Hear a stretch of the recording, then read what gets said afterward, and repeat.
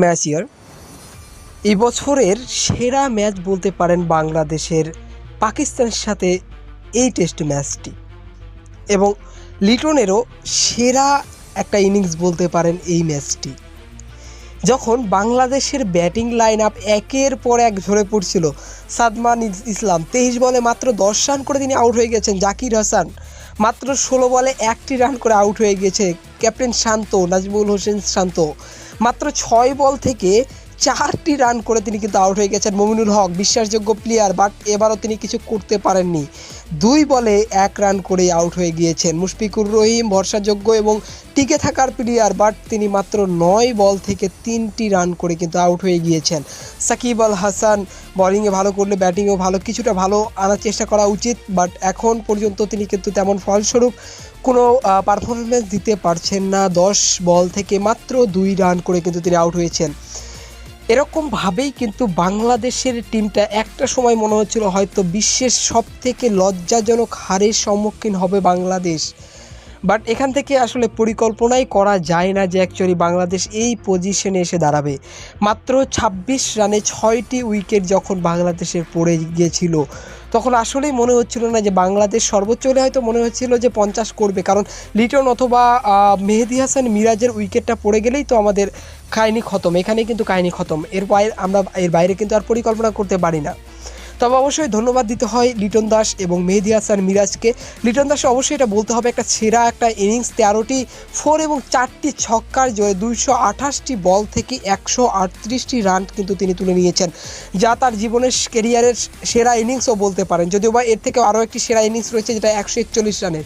যদিও বা আমার মনে হচ্ছিল একটা সময় হয়তো এই 141 রানের যে টার্গেটটি এটিও হয়তো ভেঙে ফেলবে লিটন দাস এবার, বাট আসলে সেটা হলো না। অ্যাকচুয়ালি তিনি যেটা লিটন দাস আসলে পরবর্তীতে এসে কিন্তু তিনি একটা প্রেস কনফারেন্সে কিন্তু তিনি বলেছিলেন তার হাতের চোটের কারণে কিন্তু তিনি কিন্তু বড় বড় শট খেলতে পারছিলেন না। তো সেক্ষেত্রেই কিন্তু শট খেলতে গিয়েই কিন্তু ক্যাচ আউট হয়ে গিয়েছিলেন, এবং ক্যাচ ধরেছিলেন সাইম আয়ুব এবং বল করেছিলেন কিন্তু সালমান। তো আসলেই অনেক দুঃখজনকভাবে কিন্তু লিটন দাস আউট হয়ে যায়। এরপর আপনাদের মেহেদী মিরাজের কথায় আসি, তিনি কিন্তু লিটন দাসের আগেই উইকেট তার বিলিয়ে দিয়েছিলেন। তার 12টি 4 এবং একটি ছক্কার বিনিময়ে 62.9 স্ট্রাইক রেটের সাথে 78টি রান করেছেন 124 বল থেকে। এবং লিটন দাসের সাথে সাথে একজনকে আমি খুব ভালোভাবে মানে ক্রেডিট দিতে চাই, সেটা হচ্ছে হাসান মাহমুদ। হাসান মাহমুদ এমন একজন প্লেয়ার যিনি 51টা বল খেলেছেন, একটা 4 মেরেছেন এবং 13টি রান নিয়েছেন। তিনি বলার হয়েও কিন্তু লিটন দাসকে যোগ্য কিন্তু পার্টনারশিপটা দিয়েছেন, এবং অনেক ভালো পার্টনারশিপ তাদের মধ্যে ছিল। এভারেজ 60-এর ওপরে তাদের পার্টনারশিপ গিয়েছিল, যদিও বা আমি এটা আসলে মনে নেই যে কত তাদের যে পার্টনারশিপটা সেটা গিয়েছিল। তবে লিটন দাস এবং মেহেদী হাসান মিরাজের যেই মানে পার্টনারশিপটা, এটা কিন্তু বিশ্বের সেরা একটা ইনিংস, যেটা কিন্তু বিশ্বের রেকর্ড কিন্তু ভেঙে ফেলেছে। অর্থাৎ এই রকম বাংলাদেশের যেই 6th উইকেট, অর্থাৎ মিরাজ এবং লিটন দাসের যেই মানে পার্টনারশিপটা, এরকম 6th উইকেটে কিন্তু কোনো দলই কিন্তু এতটা রান করে উঠতে পারেনি। অর্থাৎ 160+ কিন্তু পার্টনারশিপ কিন্তু আমাদের লিটন দাস এবং মেহেদী হাসান মিরাজের মধ্যে, যা অন্য কোনো দল কিন্তু করতে পারেনি। তো এটা একটা বিশ্ব রেকর্ড কিন্তু গড়েছেন লিটন দাস এবং মেহেদী হাসান মিরাজ, ভরসাযোগ্য প্লেয়ার হয়ে উঠেছেন। এবং লিটন দাসের কথা পার্সোনালি বলতে গেলে কিন্তু লিটন দাস এমন একজন প্লেয়ার যিনি কিন্তু সবসময় টেস্টে ভালো করে এসেছেন। তার টেস্টে কিন্তু 4টা সেঞ্চুরি পূরণ হয়েছে, সাথে সাথে কিন্তু 18টা কিন্তু হাফ সেঞ্চুরি কিন্তু রয়েছে লিটনের। তো টিমকে কিন্তু আমরা নতুন রূপে দেখতে পাচ্ছি। আসলে আমি একটা নতুন বাংলাদেশকে দেখতে পাচ্ছি, যেই বাংলাদেশে প্রত্যেকটা প্লেয়ারই কিন্তু একটা সময় ছিল যখন কিন্তু আমাদের বাংলাদেশের 6টা উইকেট পড়ে গেলে এমনটা মনে হইতো যে হয়তো আমাদের এরকম ভরসাযোগ্য প্লেয়ারই নেই যারা টিকে থাকতে পারে। যেমন ইন্ডিয়ার যদি কথা বলি, আমাদের ইন্ডিয়াতে কিন্তু দেখবেন যে 10টা প্লেয়ার যদি উইকেট পড়ে যায়, আমি ভুলে একটু বললাম, যদি 6টা প্লেয়ার যদি উইকেট পড়ে যায় সেক্ষেত্রে কিন্তু ভরসাযোগ্য একজন হয়ে ওঠেনি।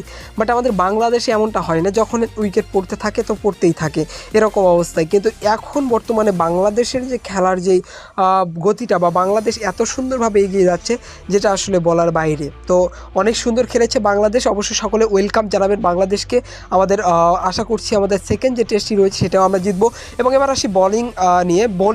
বোলিংয়ের কথা বললে অ্যাকচুয়ালি বোলিং অন ফায়ার। বাংলাদেশের যে বোলিং লাইন আপ, এই বোলিং লাইন আপ বলতে পারেন এক প্রকার কিন্তু বাংলাদেশকে বাঁচাচ্ছে, যেখানে কিন্তু আমাদের কিন্তু বাঁচার অপশনটা, যেমন সেকেন্ড ইনিংস ইনিংসের কথা বললে পাকিস্তানের সেকেন্ড ইনিংসে কিন্তু 2টা উইকেট চলে গিয়েছে 9 রানে মাত্র, যেখানে কিন্তু বাংলাদেশের হয়ে হাসান মাহমুদই কিন্তু 2টা উইকেট তুলে নিয়েছেন। তবে তাসকিন আহমেদও বল করেছিলেন 2 ওভার মতন, বাট সেখানে মাত্র তিনি কিন্তু 6টি রান দিয়েছেন। 6টি রান দিয়ে কিন্তু তিনি কিন্তু তার বল শেষ করেছেন। তো বেশি ওভার করতে পারেনি, মানে সেকেন্ড ইনিংসে কিন্তু হাসান মাহমুদ করেছে মনে করেন যে 1.4 ওভার এবং 2 ওভার করেছে কিন্তু তাসকিন আহমেদ, মানে 3টি ওভার 3.5টি ওভার কিন্তু হয়েছে এখানে, তার বেশি কিন্তু ওভার হতে পারেনি। তবে অবশ্যই যদি আমরা এই ইনিংসটা জিততে পারি এই সিরিজটা, তবে কিন্তু আমরা বিশ্ব রেকর্ড হয়ে যাবে যে পাকিস্তানের ফিল্ড থেকে, পাকিস্তানের নিজের মাঠ থেকে বাংলাদেশ কোনো একটা সিরিজ জয় করে এসেছে, বিশাল একটা কিন্তু বিষয়। তো আসলেই একটা আনন্দের খবর বলতে পারেন, এটা অনেক ভালো কিন্তু বাংলাদেশ করছে, যেটা আমরা নতুন একটা বাংলাদেশকে দেখছি। এবং এভাবেই বাংলাদেশ টিম এগিয়ে যাক, আমরা সকলেই বাংলাদেশ টিমকে কিন্তু ঘরে কিন্তু ওয়েলকাম জানাবো। এবং সাথে সাথে কিন্তু আমাদের আপনারা দেখছেন 19 তারিখে কিন্তু আমাদের কিন্তু ইন্ডিয়ার সাথে কিন্তু আমাদের ম্যাচ রয়েছে। অবশ্যই আমাদের বাংলাদেশ টিমকে অভিনন্দন জানাচ্ছি, তারা যেন সেখানেও ভালো করতে পারে। বিশেষত আমাদের লিটন দাস কিন্তু অফ ফর্মে ছিল, বাট এখন কিন্তু তিনি কিন্তু যে পরিমাণ ফর্মে রয়েছেন আসলে বোঝাই বড় তাই। তার ব্যাটিং লাইন আপের কথা বলুন, তার ব্যাটিং চালানোর দক্ষতাটা দেখুন আপনারা, কোনোভাবেই মনে হচ্ছে যে ব্যাট ছেড়ে হয়তো তিনি যে সাবলীল কালকে ব্যাটটা করেছেন এটা আসলে ভরসাযোগ্য ছিল। এবং তিনি যেভাবে মানে ব্যাট করছিলেন দেখে মনে হচ্ছিল, মানে মনের মধ্যে ভয় কাজ করেছিল না যে তিনি আউট হয়ে যাবেন। আশা করছি তার ব্যাটে আবারও আমরা রান দেখতে পাবো সেকেন্ড ইনিংসে। তো এই চ্যানেলে আপনারা প্রতিনিয়ত কিন্তু ক্রিকেট সংক্রান্ত সকল তথ্য জানতে পারবেন। অবশ্যই ইউটিউব থেকে দেখে থাকলে চ্যানেলটিকে সাবস্ক্রাইব করবেন এবং ফেসবুক থেকে দেখে থাকলে ফেসবুক পেজটিকে কিন্তু ফলো করে দেবেন। ধন্যবাদ এতক্ষণ ভিডিওতে থাকার জন্য।